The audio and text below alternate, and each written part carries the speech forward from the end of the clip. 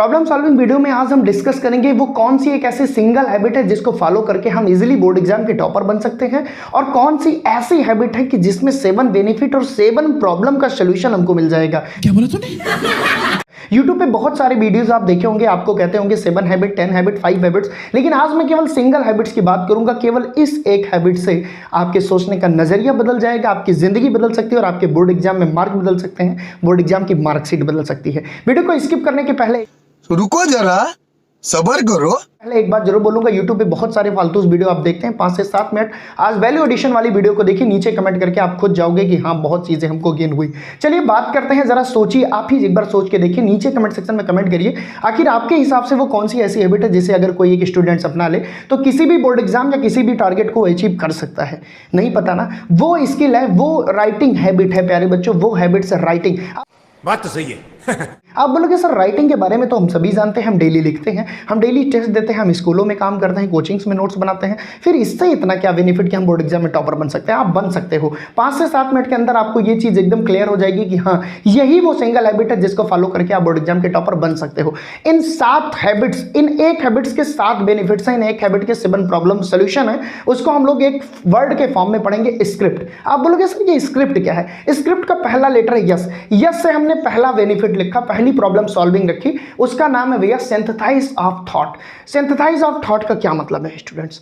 हमारे दिमाग में 50 से 70 हजार विचार रोज आते हैं, बहुत सारी अच्छी चीजें डेली लाइफ में देखते हैं, बहुत सारी बुरी चीजें देखते हैं, बहुत सारी यादें हमारे साथ रहती हैं, बहुत चीजें हम दिन भर करते हैं, बहुत सारे विचार हमारे माइंड्स में आते हैं। क्या हम वो सारे काम पे एक्शन ले पाते हैं? नहीं। इसका मतलब हमको एक जरूरत है सबसे पहले कि बेटर प्रेजेंटेशन करने के लिए हमको अपने थॉट को सिंथेसाइज करना होगा, हमको सोचना होगा कि मुझे क्या करना है, और जो हमको सोचना होगा वो हमको अपने लेटर पैड में लिखना होगा। जब हम लिख लेते हैं तो माइंड हमारा 90% चांस है कि उसको ज्यादा सीरियस लेगा, और जब हमारा माइंड उसको ज्यादा सीरियस लेगा तो 90% चांस है कि हम उस काम को बेटर कर पाएंगे। इसलिए हम जो भी चीज सोचते हैं उसको तुरंत कॉपी और पेन उठाकर लिख लेना चाहिए। लिखने से हमारा जो प्रेजेंटेशन है वो बहुत बेहतर होता है। जैसे आज आपने सोचा कि भाई कल से मुझे 4 घंटे पढ़ने हैं, आपने केवल सोचा, 1 घंटे बाद आप खेलने लग गए, आप भूल गए कि आपने क्या सोचा था। लेकिन जब वही चीज आपने मेंशन कर ली कि कल हमको 4 घंटे ये टॉपिक पढ़ने हैं, मतलब अपने थॉट को सिंथेसाइज कर लिया बेटर प्रेजेंटेशन के लिए, तो इससे आपके प्रेजेंटेशन की स्किल बढ़ जाती है। तो कहीं ना कहीं ये जो सिंथेसाइज थॉट है ये आपके बोर्ड एग्जाम में बहुत ज़्यादा हेल्प करेगा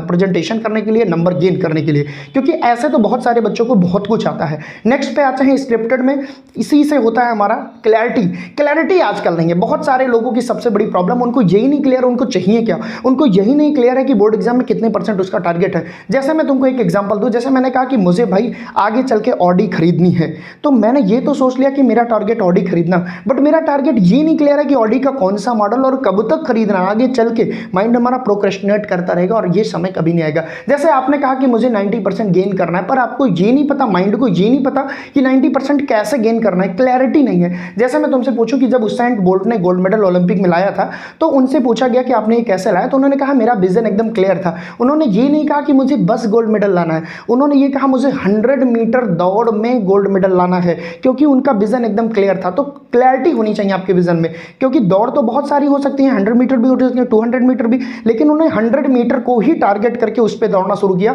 और फाइनली वो गोल्ड मेडल ले आए। इसे कहते हैं क्लैरिटी ऑफ द विजन। जैसे मैं कहूं कि तुमने टाइम टेबल में लिख दिया मुझे 1 घंटे फिजिक्स पढ़ना है, सुबह उठ के मुझे फिजिक्स की पढ़ाई करनी है। आप सुबह उठे अचानक और आपके माइंड में 2 तरह के विचार आएंगे, भाई मुझे फिजिक्स में क्या पढ़ना है, फिजिक्स में कौन सा टॉपिक पढ़ना है, न्यूमेरिकल पढ़ना है, थ्योरेटिकल पढ़ना है, कि मुझे कुछ और पढ़ना है। तो ये सबसे बड़ी प्रॉब्लम है। अगर आप यही चीज राइटिंग करके सोचते कि मुझे फिजिक्स में कल इलेक्ट्रोस्टैटिक का ये डेरिवेशन खत्म करना है, तो जैसे ही सुबह उठोगे माइंड आपको सीधा इंस्ट्रक्शन देगा, भाई आपने लिखा है आपको फिजिक्स में कल ये टॉपिक खत्म करना है, तो तुरंत आप उस काम में लग जाओगे। 100% पॉसिबिलिटी है कि आप उस काम को कर लोगे। तो विजन में क्लैरिटी होना बहुत जरूरी है। मुझे केमिस्ट्री में आज ये पढ़ना है, आप सीधा लिखिए केमिस्ट्री में आईपीएससी नोमेनक्लेचर के PYQs करने हैं। जब आप लिख लोगे आपका माइंड सीरियस लेगा, माइंड खुद इंस्ट्रक्शन देगा। और ऐसे अगर आप केवल लिख ले केमिस्ट्री 2 घंटे, तो माइंड आपसे पूछेगा केमिस्ट्री में क्या 2 घंटे, तो आपके पास 2 ऑप्शन रहेगा, या तो इंस्टाग्राम चलें या तो रील देख लें जिसमें खत्म, बाय बाय, टाटा, गुड बाय, गया, इसमें मजा आए। फिर आप क्लैरिटी ना होने के कारण उस चीज को प्रोक्रेस्टिनेट कर सकते हैं। तो दूसरी जो राइटिंग स्किल की सबसे बड़ा फायदा है वो है क्लैरिटी। तो एस से हमारा हो गया सिंथेसिस ऑफ थॉट, सी से हो गया क्लैरिटी, हमारा आता है आर।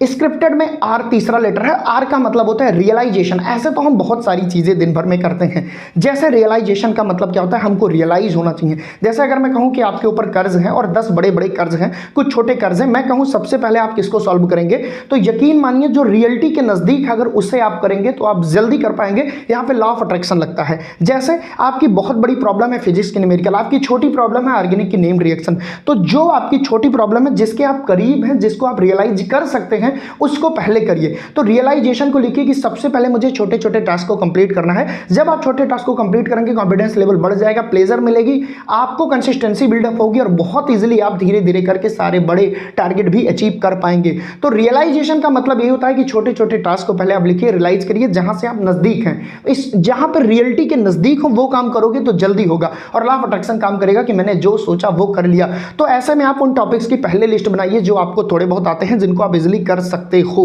नेक्स्ट बात करते हैं चौथी हैबिट की। तो चौथी स्क्रिप्ट में चौथा लेटर जो है हमारा राइटिंग से जहां बेनिफिट हम गेन कर रहे हैं वह इनसाइट। इनसाइट का मतलब होता है कि एक मिथ्या, हम लोग डरे हुए रहते हैं। हम लोग जनरली कहते हैं भाई कि ये हमसे नहीं हो पाएगा, फिजिक्स का न्यूमेरिकल हमारे बस का नहीं है, केमिस्ट्री के ऑर्गेनिक कन्वर्जन हमारे बस के नहीं है। लेकिन यकीन मानो कि जब आप उन चीज़ों से रूबरू होते हो तो आप डरना छोड़ देते हो। जैसे मैं कहूँ कि जनरली आपको लगता था मैं हॉरर मूवी देखूंगा तो डर जाऊंगा, जब आप एकदम ठान ही लेते हो कि मुझे देखना ही और आप देखते हो तो कहीं ना कहीं डर नहीं लगता। अंधेरे कमरों से आपको डर लगता है, लेकिन एक रात जब आप अंधेरे कमरे में ही बिता लेते हो, उस चीज़ को फेस कर लेते हो तो कहीं ना कहीं उसके प्रति आपका डर खत्म हो जाता है। डैट मीन्स हम जिन चीज़ों को रियलाइज कर लेते हैं वहां से डर दूर हो जाता है और जिन चीज़ों से हम भागते हैं फिर वो हमको डर बना ही रहता है। तो इनसाइट में हमको ये दिमाग में रखना है कि ये चीज़ हम कर सकते हैं और इन चीज़ों को फेस करना पड़ेगा। फिजिक्स के न्यूमेरिकल से भागना एक सोल्यूशन नहीं है, बल्कि फिजिक्स के न्यूमेरिकल को छोटे छोटे टुकड़ों में तोड़ के करना एक सोल्यूशन है।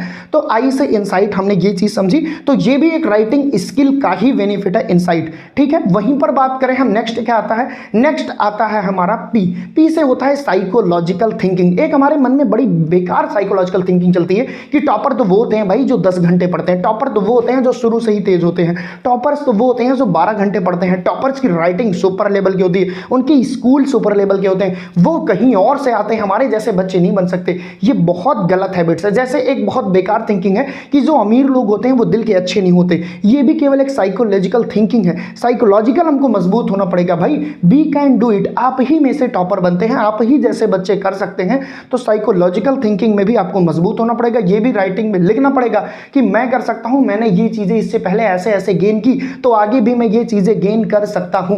तो साइकोलॉजिकल थिंकिंग बहुत अच्छी होनी चाहिए। वहीं पर बात करें नेक्स्ट क्या आता है, तो नेक्स्ट आता है हमारा टी। टी से मतलब होता है टास्क अचीव, है ना, टास्क मैनेजमेंट, गोल क्लियर होना चाहिए, टास्क हमारा पता होना चाहिए। जैसे होता क्या है, एक बहुत बड़ी प्रॉब्लम स्टूडेंट में प्रोक्रेस्टिनेशन। आप कोई टास्क बनाते हो, आप उसको कंप्लीट नहीं कर पाते, तो टास्क को कंप्लीट करना पड़ेगा आपको। ठीक है, टास्क कंप्लीट कैसे करोगे, जैसे छोटे टास्क है, 2 मिनट का काम है, एक नेम रिएक्शन आपको डेली लिखनी है। छोटे छोटे टास्क में एटॉमिक लेवल पे आप चीज़ों को बांट दीजिए, उस नेम रिएक्शन को आप डेली लिखोगे, आपके माइंड को खुशी मिलेगी, आप बहुत तेजी से करोगे, डेली करोगे डेली करोगे डेली करोगे। लेकिन वहीं पे अगर आप टास्क मैनेजमेंट ही नहीं रखे हो, आपको यही नहीं पता कि मुझे एक हफ्ते में कितना गोल अचीव करना है, आपको यही नहीं पता मुझे कौन सा टेस्ट देना है और कितना एनालिसिस करना है, तो फिर आप नहीं कर पाओगे। तो टॉपर्स बनने के लिए जो स्क्रिप्ट वर्ड मैंने बताया, एक ही स्किल से ये सारी चीजें आप कर सकते हो, वो स्किल है राइटिंग स्किल। तो लिख के आप 7 बेनिफिट पा सकते हो, 7 प्रॉब्लम के सोल्यूशन पा सकते हो। लास्ट में आता है एस, और एस से होता है स्क्रिप्ट्स में, एस से होता है स्टूडेंट्स सक्सेस। सक्सेस जिस दिन तुमको मिल गई, जिस दिन तुम बोर्ड एग्जाम के टॉपर बन गए, ये भी तुमको डायरी में लिखना है कि सक्सेस से क्या मिलेगा। मान लो हमारी ये स्क्रिप्ट जो राइटिंग स्किल वाली है हमने फॉलो कर लिया, हमारा गोल हमको मिल गया, 95% मिल गया, तो मुझे क्या मिलेगा, तुमको सम्मान मिलेगा, रिस्पेक्ट मिलेगी, सोसाइटी में इज्जत मिलेगी, पैसा मिलेगा, सब कुछ मिलेगा जो तुम चाहते हो। एक बार आप सोच के देखो कि मंजर कितना खूबसूरत होगा प्यारे बच्चों, जब आप 95% बोर्ड एग्जाम में लगाओगे, तुम्हारे घर के पास मीडिया पहुंचेगी और बोलेगी आपके बेटे ने टॉप किया, कैसे किया, तो बताओगे आपकी सर ने केवल एक हैबिट बताई थी, उस हैबिट बात तो सही है हैबिट का नाम राइटिंग, केवल एक हैबिट से हमने टॉप किया। तो प्यारे बच्चों बहुत पावरफुल हैबिट है, मोस्ट पावरफुल हैबिट है राइटिंग। एक बार आप इन चीजों को फॉलो करके देखिए, 7 to 10 डेज में फर्क आपको साफ दिखेगा कि आप कहां एग्जिस्ट करते थे, आप कहां एग्जिस्ट करते हो। एक बार मैं रिपीट कर दूं, स्क्रिप्ट वर्ड में हमने 7 benefits of writing skill, 7 problem solving की डिस्कशन किया। उम्मीद करता हूं आप समझ गए होंगे कि कैसे एक स्किल से हम बोर्ड एग्जाम के टॉपर बन सकते हैं, कैसे एक स्किल से हम अपने सोच का नजरिया बदल सकते हैं।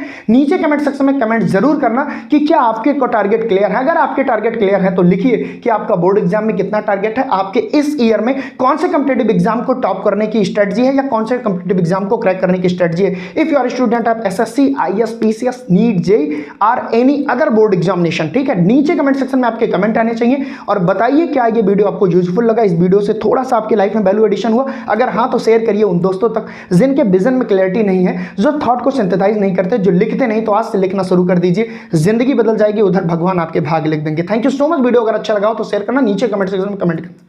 खत्म। बाय बाय, टाटा, गुड बाय, गया।